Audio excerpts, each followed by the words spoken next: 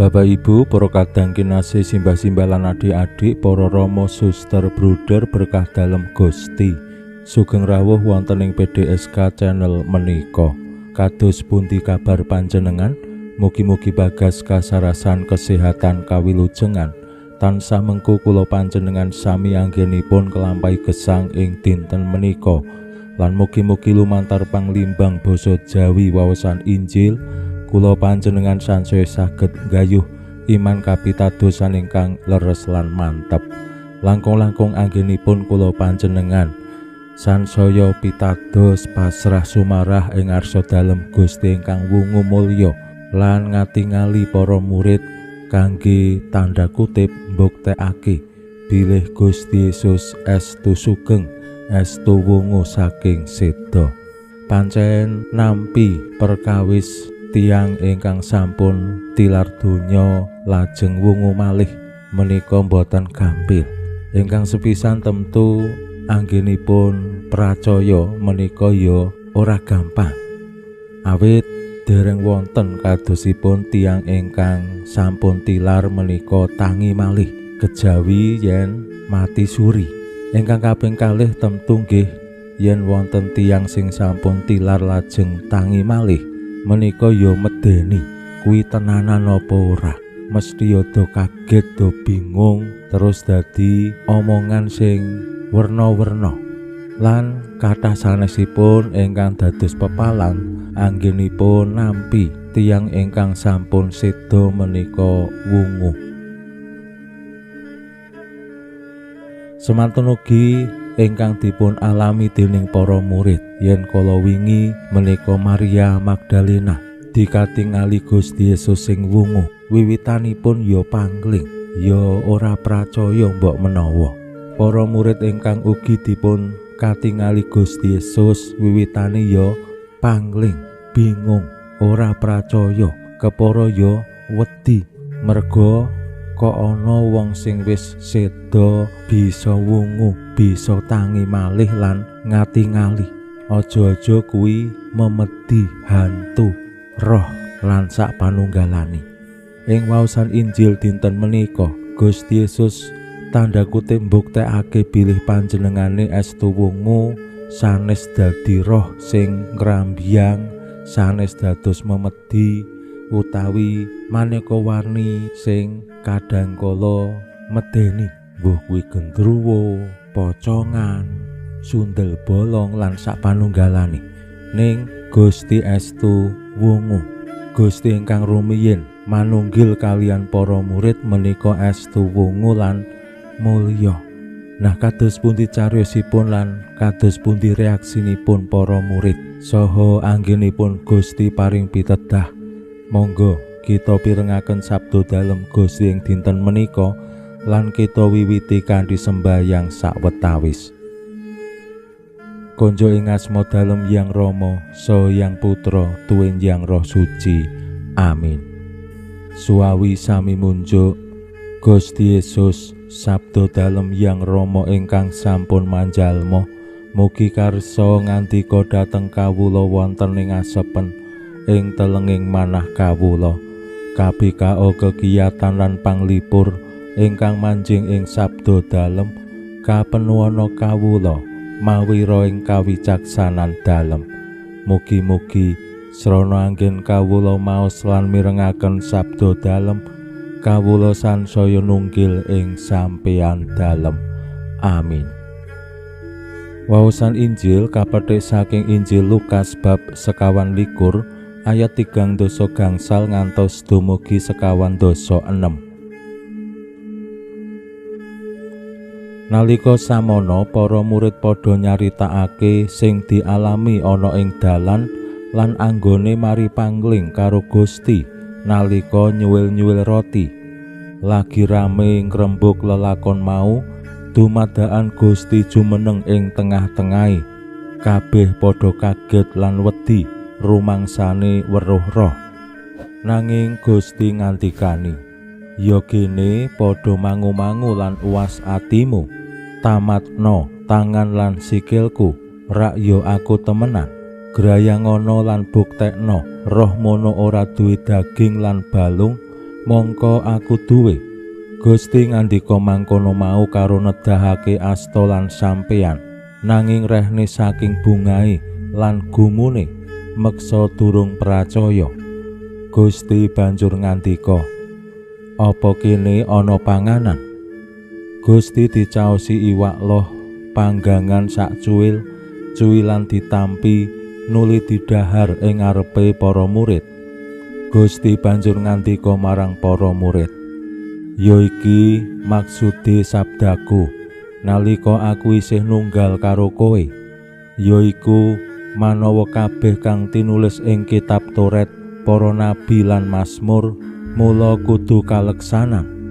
Butine para murid nuli tinarbuka nganti padha bisa mangerti marang surasaning kitab.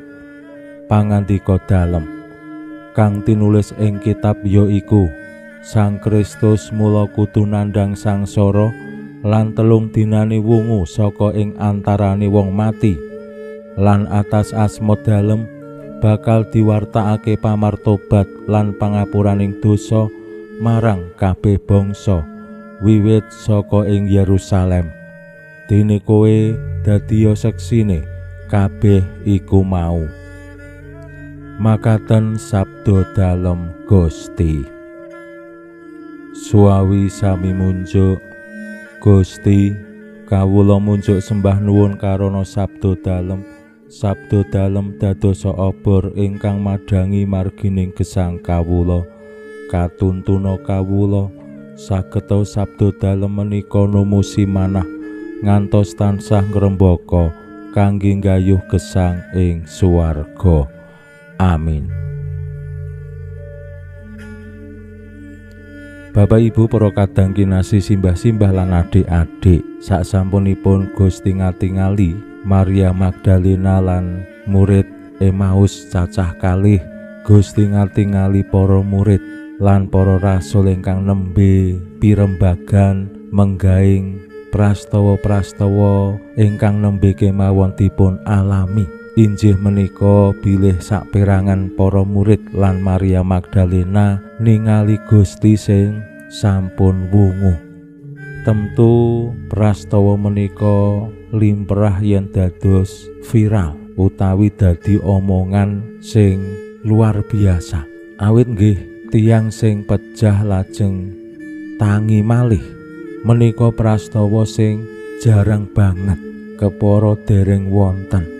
Mila rikala wonten saperangan para murid dikatingali Gusti Yesus lajeng cariyos marang murid sanesipun. Liyane mbok menawa ya penasaran, kuwi Gusti tenan apa mung memedi utawa roh sing memba-memba Gusti Yesus. Lan lumantar waosan Injil dinten menika Gusti Yesus paring pitedah bilih panjenengane menika estu sugeng malih wungu saking sedo lan bedakake antarane Gusti sing estu wungu kalian roh utawi memedi. Gusti kagungan daging lan balung. Gusti ugi saged dhahar kados tiyang saumume.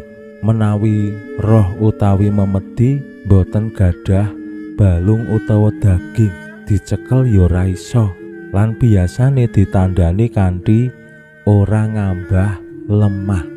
Lan mbok menawi nggih boten saged nedha, mbok dicaosi sajen.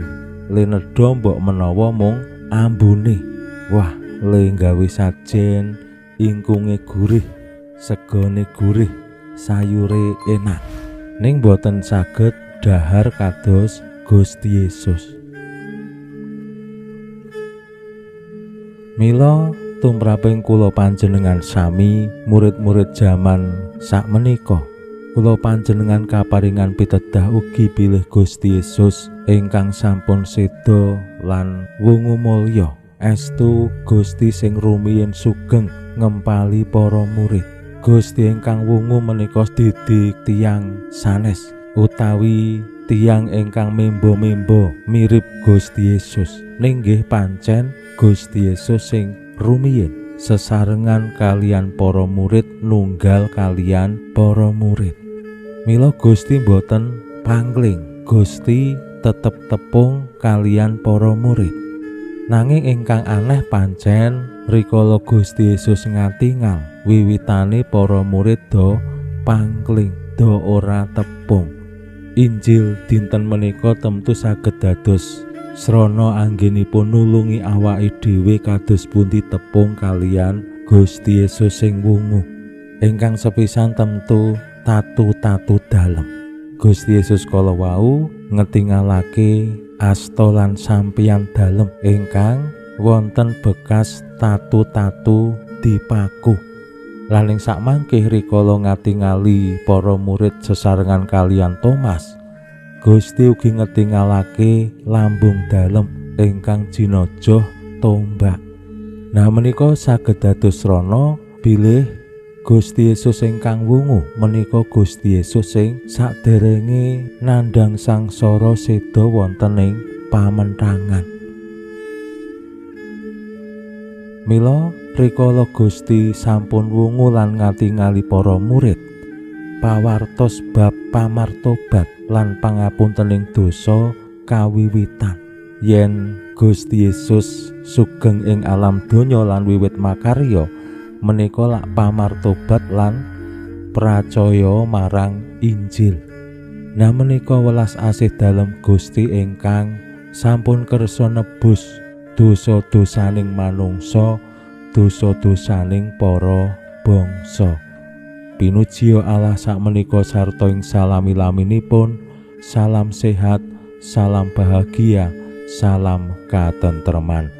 Lan mugi-mugi lumantar panglimbang dinten menika kula panjenengan tansah jinangkung ing berkah dalem Gusti ingkang Maha Kuwasa, Yang Rama saha Yang Putra tuwin Yang Roh Suci. Amin.